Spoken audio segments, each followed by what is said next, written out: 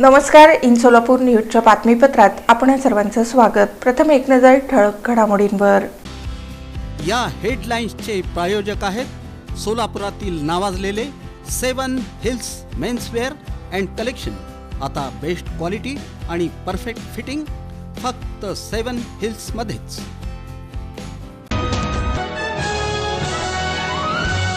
सोलापुरातील केंद्रीय संचार ब्युरोचा उपक्रम 11वा आंतरराष्ट्रीय योग दिन उत्साहात साजरा.